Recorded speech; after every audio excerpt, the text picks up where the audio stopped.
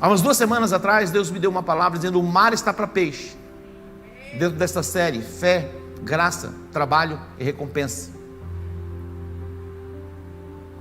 Para algumas pessoas, tudo que elas veem hoje é o caos estabelecido na nação. E elas são propagadoras do caos, porque elas se alimentam do caos.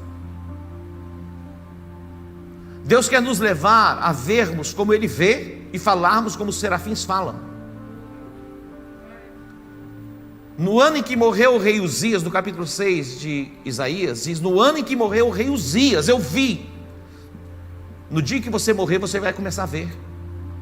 O problema é que você está muito vivo ainda para o mundo, e você não consegue ver as coisas espirituais. Diz: no ano em que morreu o rei Uzias, era aquele que reinava. Quem reina sobre você? Você tem um eu, mas você pode tirar o seu eu do trono e colocar Jesus. E no momento em que você tira o seu eu do trono e coloca Jesus, você vai ver o Senhor assentado em um alto sublime trono.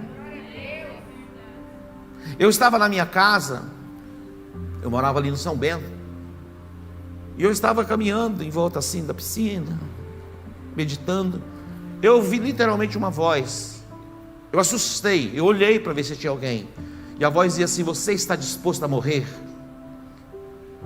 Você está disposto a morrer? E eu continuei caminhando pela segunda vez. E eu olhei novamente para ver se tinha alguém. Literalmente eu ouvi uma voz. E pela terceira vez eu ouvi: você está disposto a morrer? No ano em que morreu o rei Uzias, ele diz: eu vi o Senhor assentado em um alto sublime trono. Enquanto a gente não morre, a gente não compreende as coisas de Deus. Estamos compreendendo as coisas do mundo, estamos caminhando como homens naturais. Mas nós que nascemos de novo, nós podemos entrar nesta dimensão espiritual. Se você continuar caminhando na dimensão natural, você vai se angustiar cada dia mais. Cada dia mais você vai viver angustiado. Algumas pessoas em depressão. No ano em que morreu o rei Uzias, eu vi o Senhor assentado em um alto sublime trono. As orlas do seu manto enchiam o templo. E acima dele estavam serafins que voavam e clamavam uns aos outros: Santo, Santo, Santo é o Senhor dos exércitos. Toda a terra está cheia da glória do Senhor. Qual tem sido a sua proclamação? O que você tem visto e o que você tem proclamado? O apóstolo Paulo ele escreve dizendo assim: nós não andamos por vista, nós andamos por fé. Se você olhar na perspectiva natural, você vai dizer: o mar não está para peixe. Aperte o cinto, não é tempo de avançar, é tempo de simplesmente manter o que tem. Essa é a voz natural. Mas a voz que vem de Deus para nós é essa que está atrás de mim, a amplitude. É tempo para ampliarmos as nossas tendas. É tempo para fincarmos bem as nossas estacas. E diz por quê? Porque nós vamos transbordar para a direita e para a esquerda. Como igreja nós vamos crescer. Nós vamos influenciar mais no território. Nós vamos conquistar mais almas. Seremos cada dia mais curados, mais libertos, mais sarados, para compartilharmos o amor e a graça de Deus. No ano em que morreu o rei Uzias, você está muito vivo, meu irmão. Por isso que você não está vendo, enxergando, compreendendo. No ano em que morreu o rei Uzias, eu vi o Senhor assentado em um alto sublime trono. E a declaração dos serafins era exatamente esta: toda a terra está cheia da glória do Senhor. Se você olhar pelo prisma natural, você vai dizer: é o caos, é a desgraça tomou conta. E você começa a fazer essas proclamações. E conforme as proclamações que você vai fazendo, assim vai acontecendo, assim vai sendo, vai se tornando. Nós declaramos que Campo Grande é de Jesus, o Mato Grosso do Sul é de Jesus, o Brasil é de Jesus.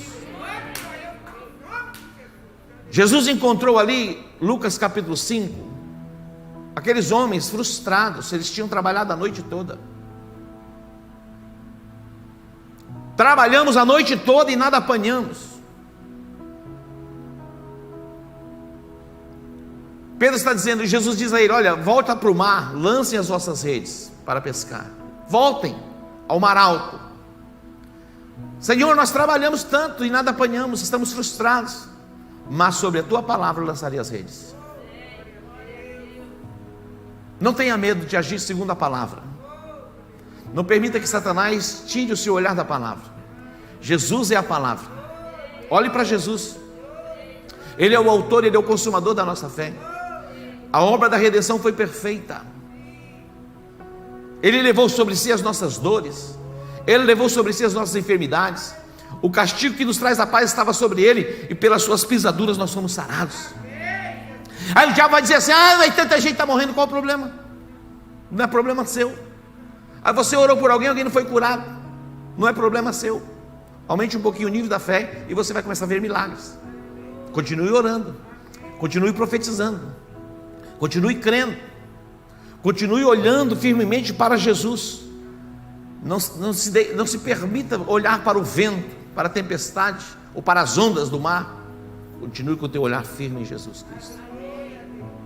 Sobre a tua palavra eu lançarei as redes. O mar está para peixe. A parte 2 desta mensagem, falamos sobre o sobrenatural. Eu acredito no sobrenatural. Eu acredito. 2 Reis capítulo 6, depois 2 Reis capítulo 7. No capítulo 6 fala a respeito do cerco que foi feito a Samaria. E antes um pouquinho fala do profeta que a cidade estava cercada. A cidade de Dotã foi cercada pelo rei da Síria.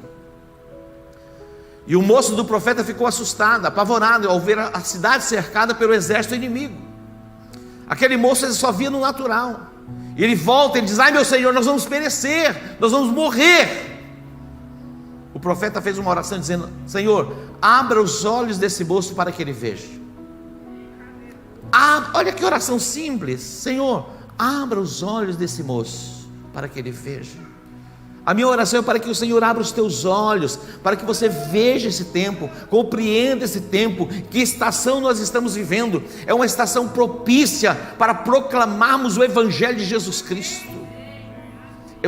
É uma estação propícia para prosperarmos, sermos inundados pela paz de Deus, que excede todo entendimento humano. É uma estação propícia. O profeta disse assim: Senhor, abre os olhos desse moço para que ele veja. De repente os olhos daquele moço se abriram, e ele viu o exército celestial poderoso que estava entre eles e o exército inimigo. Imagina o Senhor abrindo os nossos olhos para vermos os anjos do Senhor. Eles estão acampados ao nosso redor. O inimigo está ao nosso derredor. Entre você e o inimigo tem os anjos do Senhor acampados. Você já tem recebido o livramento que você não tem nem visto. Você nem levou um susto. O Senhor interviu, protegeu, livrou.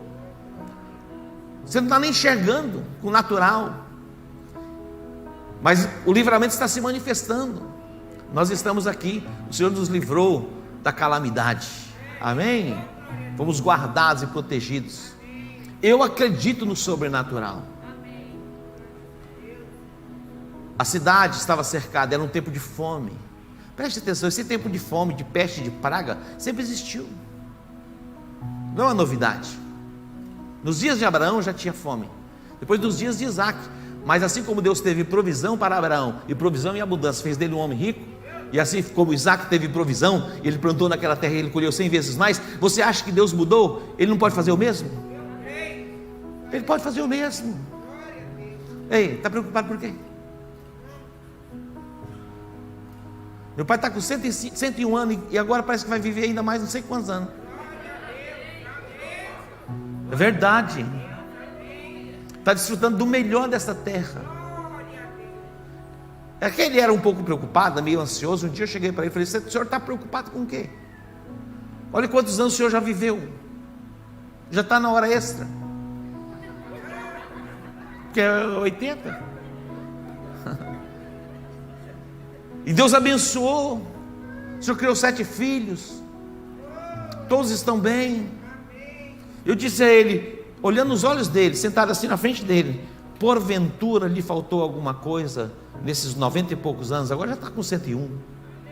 Ele falou: nunca. Eu falei: o senhor acha que agora Deus vai deixar faltar alguma coisa? Se ele proveu mais de 90 anos, por que está preocupado com o que vem para frente? Agora que não era de preocupar mesmo. Quem tem agora que se preocupar são os filhos, eu estou brincando. Ninguém precisa se preocupar com nada. Eu não estou preocupado. Após você tem algumas coisinhas? Tem muita coisinha para ser. Mas não estou preocupado com nada. O nosso desafio como igreja é maior que eu. Mas vou dormir em paz. O profeta disse assim: olha, amanhã, você quer ver o texto? Abre lá, 2 Reis capítulo 7, versículos 1 e 2, para você ver. Você vai vencer a sua incredulidade, porque o incrédulo vê e não desfruta, ainda critica os outros. O incrédulo, ele olha, ele observa e vê o outro prosperando, o outro enriquecendo, e ele começa a criticar, mas a incredulidade impede que ele alcance. Olha o que diz o texto: era tempo de fome, era tempo de escassez, era tempo de inflação alta. Então, mas a gasolina, se for para 10, Deus vai dar condições para você pagar 10, mas não vai para 10, no nome de Jesus.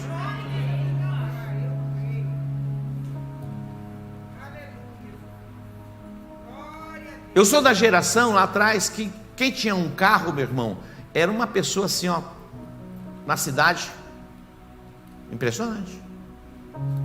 Me lembro do Joaquim lá em Douradina, eu era guri. Meu irmão que tinha um carro, ele tinha um carro, depois tinha 2 carros, tinha moto, impressionante, tinha umas 100 bicicletas, 200 bicicletas no estoque. Ele trabalhava com venda de bicicleta, é que ele andava muito não. Eu nunca vi tanta bicicleta na minha vida. Eu era criança, que parece que crescia ainda mais. Era tudo muito grande. Mas quem tinha um carro? Quem tinha um telefone? Eu me lembro que eu era criança, eu sofri um acidente, caí num tacho de sabão, lá em Douradina. Tem boas recordações de Douradina. No sítio do meu pai. Nós fomos para Dourados no Jipim 51, sei lá que ano que era aquele Jipim lá. Estrada de chão, uma dificuldade. Olha aqui, meu irmão, que conforto nós estamos. Está reclamando do quê? Estava na casa boa. Está com carro, está de ônibus. Antigamente a gente andava, era a pé. No máximo assim, ou o chique mesmo andava de bicicleta. E hoje é chique andar de bicicleta. Mais chique ainda. É verdade, não é? Todo mundo comprando bike. Hã? Não, o bike é preço de carro. Tem bike de 100 mil reais, 90 mil reais. Mas também tem de pilão, dá para andar. Olha isso. Inflação alta. Ouvi a palavra do Senhor, assim diz o Senhor: amanhã, quase a este tempo, quase a esta hora, haverá uma medida de farinha por um ciclo, e 2 medidas de cevada por um ciclo, à porta de Samaria. O que ele está dizendo? Porque o dia que antecedeu esse dia que ele está profetizando, havia fome em Samaria. Eles estavam comprando cabeça de jumento para comer. Não se come cabeça de jumento. Na lei mosaica aquilo era imundo, impuro. Eles estavam comendo cabeça de jumento, esterco de pombo. Era. Uma mãe falou para outra mãe: olha, é tanta fome, vamos fazer o seguinte, vamos fazer um acordo aqui. Hoje a gente come um filho, o meu filho, amanhã a gente come o seu. A mulher falou: tá beleza, está fechado. Matou a criança e comeu. Quando acabou aquilo, agora chegou a hora de comer o teu filho. Falou: o meu não, comer o teu, o meu vai ficar comigo. Aí virou a confusão. O rei passou, meu irmão, a mulher estava desesperada. O rei, ela diz: acode, ele falou: se Deus não acudir, o que eu posso fazer? Não posso fazer nada. Tem coisas que o homem pode fazer, meu irmão, mas tem coisas que o homem não pode fazer. Mas Deus pode. O profeta está dizendo assim: olha, vocês estão vendo, a inflação está nas nuvens. Mas amanhã a inflação vai chegar no zero.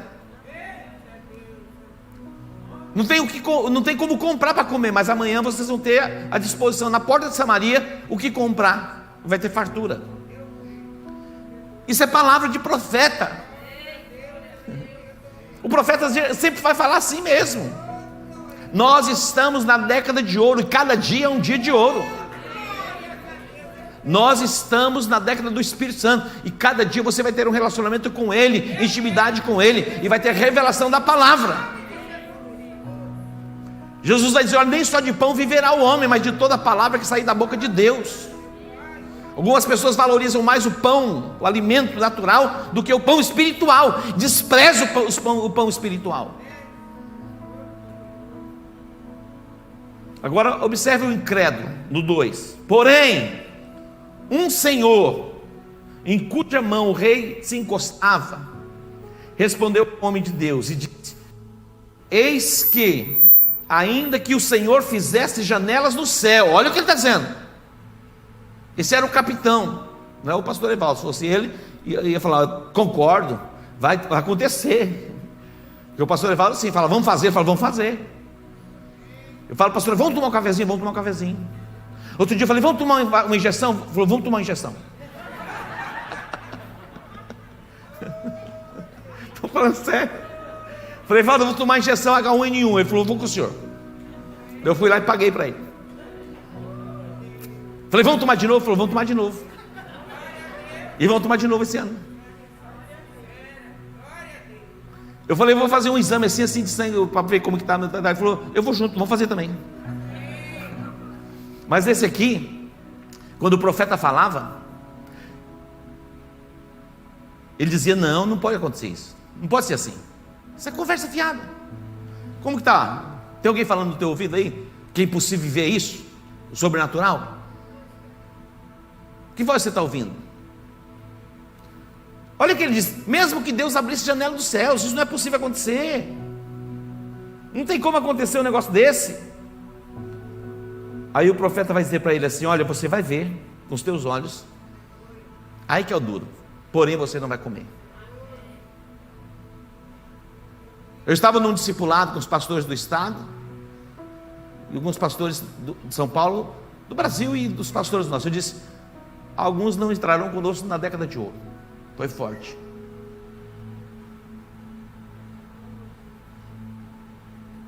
Não vão viver. E alguns vão ver o que nós vamos viver, mas vão estar lá criticando. Mas nós vamos viver a década de ouro, e cada dia um dia de ouro.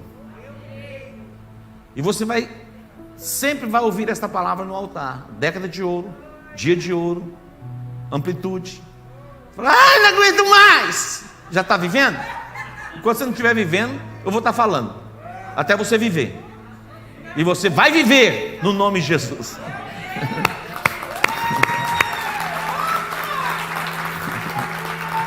Agora tem algo muito maravilhoso que eu quero mostrar para vocês. Vamos lá. Olha isso. Lucas capítulo 6. Lucas capítulo 6. Olha que maravilhoso esse texto. Essa é a parte 3 já. Diz o texto: em outro sábado entrou na sinagoga e estava ensinando. Ora, havia ali um homem cuja mão direita estava ressequida. Os escribas e os fariseus observavam-no para ver se o curaria no sábado, a fim de acharem de que o acusar. Mas ele lhes conhecia os pensamentos e disse ao homem que tinha a mão ressequida: levanta-te e põe-te em pé no meio. E levantando-se ele, ficou em pé. 9. Então Jesus lhes disse: que vos parece, é lícito no sábado fazer o bem ou fazer o mal, salvar a vida ou destruí-la? Olhando para todos em redor, disse ao homem: estende a tua mão. E ele assim o fez, e a mão lhe foi restituída, sã como a outra. Diga glória a Deus. Olha só, algumas pessoas, elas nascem paralisadas. Aquele homem que era colocado na porta do templo, chamada Formosa, ele já nasceu traumatizado. Algumas pessoas, elas são traumatizadas no ventre da mãe. E uma pessoa traumatizada, ela não consegue ser plena. Ela está traumatizada, então ela tem as suas limitações. Toda pessoa traumatizada tem um fator limitador na vida dela. Então algumas pessoas, elas nascem traumatizadas. Imagina uma jovem, 16 anos, 15 anos, se ela tem um relacionamento sexual com o namoradinho. Imagina a mente desta criança em contar para os seus pais. Ela fica angustiada, desesperada. E algumas escondem a gravidez por 2, 3, 4 meses. Eu conheci uma história, eu vi de perto uma pessoa que conseguiu esconder dentro da casa a gravidez pelos 9 meses. 9 meses escondendo a gravidez dentro da própria casa, os pais não perceberam. E quando ela foi ganhar o neném, ela não é de Campo Grande, veio para Campo Grande, ganhou o neném em Campo Grande e deu a criança. Ela morava numa cidade muito pequena. Imagina uma cidade pequena. Numa cidade grande, as pessoas já nem sentem tanto, mas numa cidade pequena do interior, imagina uma menina de 16, 17 anos grávida. Agora você imagina você gestar uma criança e ter uma criança no ventre por 2, 3, 4, 5, 6, 7, 8 meses. Essa criança vai nascendo o que? Sufocada, traumatizada, muitas informações ela vai recebendo. Então quando essa criança nasce e ela começa a crescer, há muitas coisas que a limitam. Dentre as limitações, o relacionamento, a sua expressão, a sua alegria, o seu gozo, a sua paz, e alguns até na questão profissional, e elas nem entendem, nem sabem por que estão tão restringidas. Outras, elas nascem e elas são gestadas num ambiente de amor, num ambiente de amor, de paz, de cordialidade. Imagina o pai que vem e fala no ventre, assim, e libera um palavra. A criança sente. Quando Isabel foi visitar Maria, João Batista, no ventre da mãe, como que foi cheio do Espírito Santo. Imagina a presença de Jesus no ventre de Maria, visitando Isabel, a prima. Houve uma manifestação de João Batista no ventre. Então a criança sendo gestada, ela recebe informações e vai se formando identidade.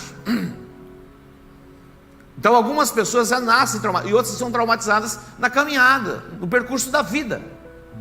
Todos nós passamos por traumas, quer seja de rejeição, alguns pais muitas vezes rude na forma de corrigir, e muitos filhos vão sendo traumatizados. Mas eu quero dizer para você que existe cura tanto para aquele que nasceu traumatizado, quanto para aquele que foi traumatizado na jornada, na caminhada. O Deus que cura, um cura o outro. Mefibosete, o filho de Jonatas, ele foi traumatizado ainda quando criança. Houve um acidente e ele foi traumatizado. E traumatizado, ele foi tirado de Jerusalém e levado para um lugar chamado Lodebar, morando na casa de Maquir. Ele fazia parte de uma geração de príncipes. Ele era um nobre. Ele era neto do rei. O neto do rei morava em Jerusalém, vivia no palácio. Mas agora traumatizado, ele já não está mais no palácio. Todo traumatizado não vive a plenitude daquilo que Deus tem. Não vive. Quando nós olhamos para esses textos, olha que extraordinário. No capítulo 5, fala a respeito da pesca maravilhosa, que envolve o quê? Provisão, produtividade.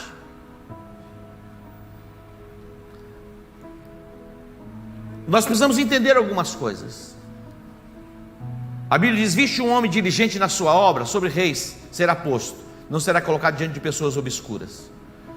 Quanto mais habilidoso você se tornar, mais você vai ser colocado diante de pessoas de alto nível.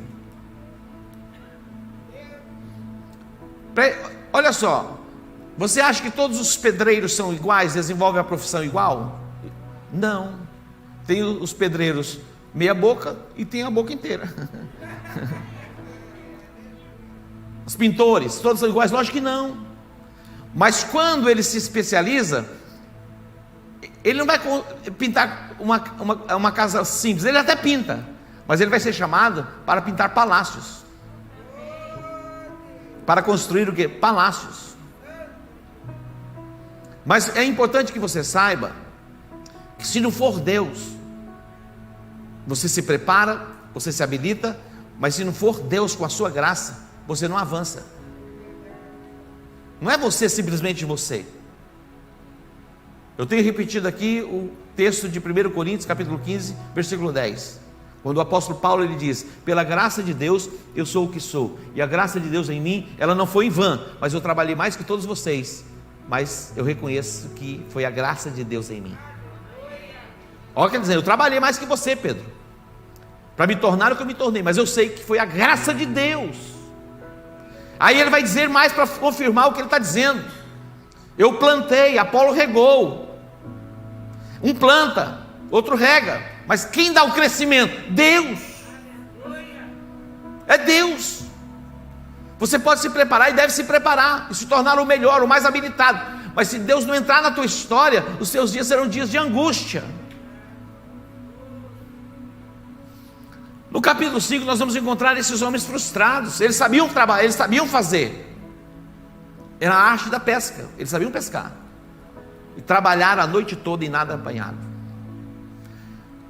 Mas Pedro, Simão, Pedro, depois Jesus muda o nome, falou: olha, nós não apanhamos nada, mas o Senhor está dizendo para fazermos, nós vamos fazer. Então se Jesus está mandando você fazer, faça. Terça-feira nós vamos ter uma live, ser ou fazer, eis a questão. Porque algumas pessoas dizem: olha, o meu nível de relacionamento com Deus não é no nível de fazer. Não está, é ser, eu sou e acabou, não precisa fazer nada. Isso é um engano, isso é uma mentira. Você pode até fazer sem ser, mas se você é um cristão verdadeiro, você vai fazer. Não tem conversa. Que conversa é essa? Eu sou, então não preciso fazer. Não, se você é, você faz. Se você é, Jesus, se você me ama, você guarda o quê? Os meus mandamentos. Se você me ama, você guarda os meus mandamentos. Malaquias diz: se eu sou o Senhor, olha, o filho honra o pai, o servo é o seu Senhor. Se eu sou o Senhor, onde está a minha honra? Jesus disse: o meu pai trabalha, eu trabalho também. Então no reino de Deus tem trabalho, mas sabemos que o trabalho sem a presença dele e a unção dele não nos leva muito longe. Aqui esses homens, olha só o capítulo 5, abre assim, com a pesca maravilhosa. Fala sobre o que? Produtividade. No versículo 12 fala sobre o leproso. Olha só, uma pessoa leprosa, ela era tirada, ela era isolada da sociedade. Pessoas que vivem no isolamento, distantes. Todo leproso, ele era tirado da comunidade. Ele não podia se aproximar das pessoas. Isso fala o quê? Não tinha relacionamento. E nós fomos feitos à imagem e semelhança de Deus para nos relacionarmos com Deus e uns com os outros. Eu pergunto: como está a sua produtividade? Eu pergunto: como está o seu relacionamento com você mesmo, com Deus, com você mesmo? Como você se relaciona com você? Como você se relaciona com a sua família? Está fluindo o rio? Ou está ressequido? Ou está mirrado? Olha que extraordinário isso aqui. Primeiro, produtividade. Segundo, fala sobre relacionamento. Depois, o paralítico. O paralítico também era um homem produtivo. No versículo 17 fala sobre o paralítico. 4 homens se uniram, cheios de fé, para trazer um paralítico a Jesus. Eles não conseguiram chegar onde Jesus estava, eles subiram no telhado. Olha o nível de fé. Então, mas aqui fala de um homem produtivo. Jesus quer ver você produtivo. Jesus quer ver você se relacionando bem com você mesmo, com Ele, com a sua família e com a sociedade. A Bíblia diz assim: olha, se possível, se depender de vocês, tende paz com todos. Porque nem sempre depende de você.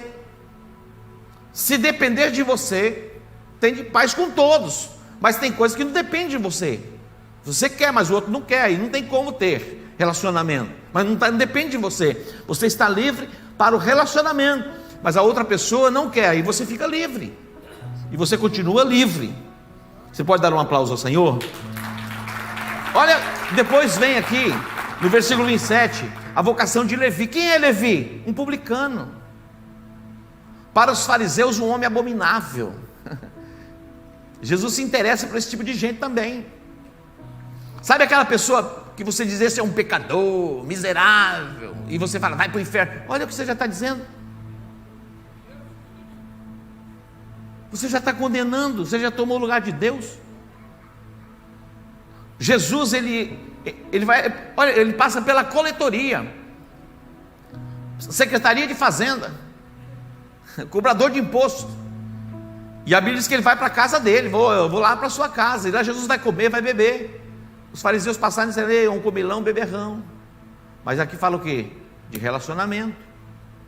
Jesus buscando as pessoas para um relacionamento. Nós podemos ter relacionamentos saudáveis. Amém? E eu quero aqui vir para esse texto de Lucas capítulo 6, a partir do versículo de número 6. Esse texto fala a respeito de um homem da mão ressequida. A mão direita, preste atenção, a mão direita é a mão do relacionamento. A mão direita é a mão do relacionamento. A mão direita é a mão da autoridade. A mão direita é a mão da bênção. A mão direita é a mão da produtividade. Quando o pai abençoa o filho, ele sempre abençoa com a mão direita. Por isso que nós somos de direita, nós não somos de esquerda.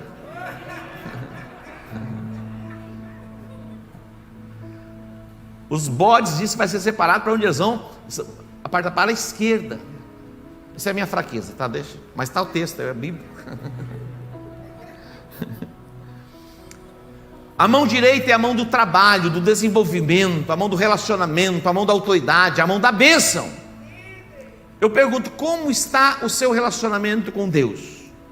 Como está o seu relacionamento com você mesmo? Você se relaciona bem com você mesmo? Ou você se olha no espelho e diz assim, miserável que eu sou, a feiura estampada, tem uma espinha assim e fala, meu Deus do céu, um câncer. Não, coisa de louco. Tem pessoas assim, não se contentam com nada. Este homem, sabe onde ele estava? Ele estava assim na sinagoga. Aqui é a igreja, ele estava na igreja. Jesus estava onde? Também. Jesus olhou para ele e disse, ei, você aí, com a mão ressequida. Imagina o constrangimento dele no contexto. Ele era um homem constrangido. Preste atenção, Deus vai trazer uma restauração tão grande que você vai poder entrar em qualquer ambiente, sair de qualquer ambiente sem nenhum constrangimento. É possível que você tenha dívidas e você é endividado, você está completamente constrangido.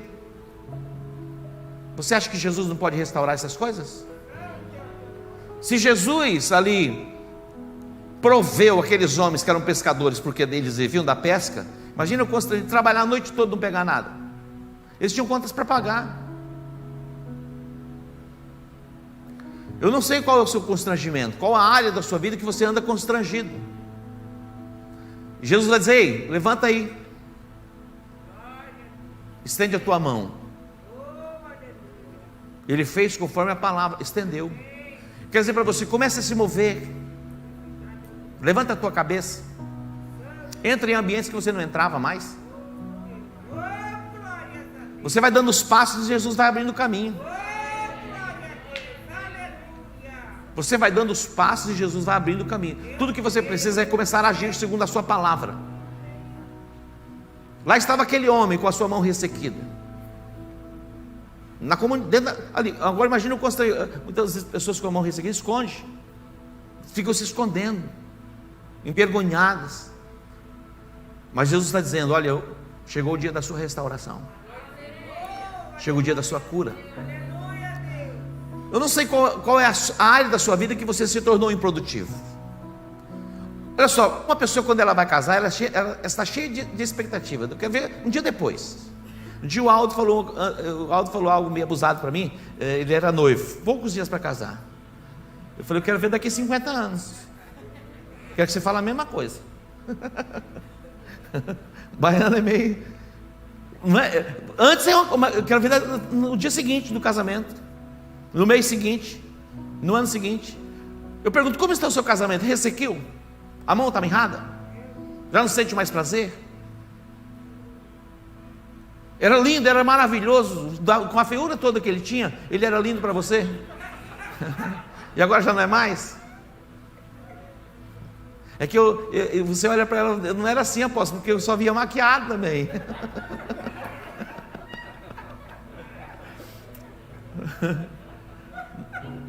Graças a Deus, né? Por causa da maquiagem. Eu gostaria de me maquiar também, mas não vai. Eu tento passar uns negocinhos assim, mas não é lindo? É verdade. Mas o nosso mundo interior precisa ser resolvido. Porque também você pode ter um exterior diante das pessoas, onde elas não veem o seu interior. E está só um farrapinho por dentro. Mas Deus está dizendo para você, hoje chegou o seu dia. Como está o seu relacionamento conjugal?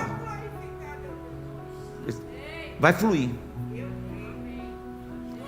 Eu vi o testemunho do pastor Miro, ele não está aqui hoje. Ele falou, apóstolo, e olha só, eu vou testemunhar por ele e vou encerrar. O pastor Miro, quando ele conheceu a pastora Neuzete, ele tinha vindo de Ribas do Rio Pardo, veio só com a malinha de mão. E ele conheceu, ela estava separada, o marido a abandonou, com 3 filhos. E ele não conhecia Jesus, ele foi morar com ela.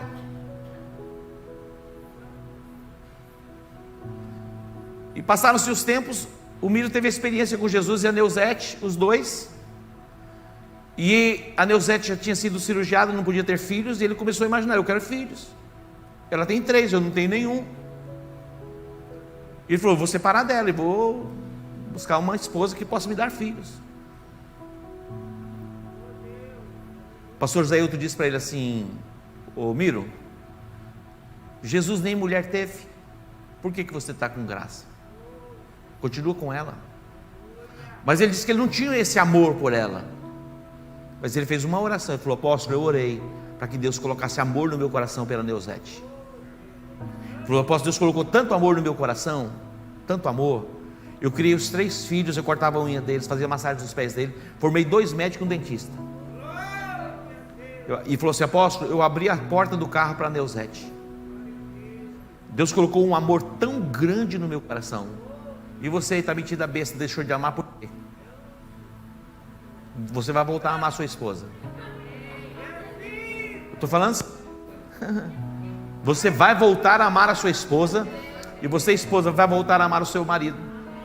Não porque ele é perfeito, porque ela é perfeita, porque essa é a vontade de Deus. E a grande recompensa.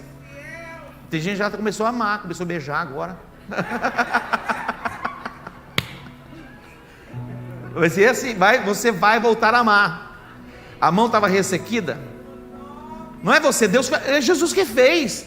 Não foi aquele homem que produziu de novo a mão, foi? Não, eu vou fazer minha mão crescer agora. Não, ele estava com a mão ressequida, meu irmão, a mão estava mirrada. Ele não conseguia estender. Quem fez a obra? Foi Jesus. Então Jesus vai fazer esta obra no seu casamento. Vai fazer. Jesus vai fazer. A palavra, alguém pode dizer assim, nem que o céu se abra isso pode acontecer. Olha só, isso não se fala. Quem falou isso foi aquele capitão. Morreu atropelado na porta, estava na porta da cidade. Quando chegou as boas novas, que no acampamento dos sírios eles tinham ido embora, deixado tudo, a notícia chegou no rei, eles saíram para buscar o despojo. Foi algo tão sobrenatural. A Bíblia diz que os sírios estavam acampados cercando a cidade. Eles tinham ouro, prata, comida em abundância e roupa. Eles ouviram o som de cavalos, cavaleiros e carruagens, de um exército poderoso. É um som sobrenatural. E eles saíram correndo, desesperados, largaram tudo. Os portões foram abertos, os habitantes de Samaria saíram e atropelaram o capitão, e ele morreu. Então creia no que eu estou dizendo para você. Deus vai colocar amor no seu coração, e vai ser algo tão extraordinário, meu irmão, que você vai amar. Como diz o Jorge, amar. Você está me ouvindo? Você me ouviu? você vai voltar a amar.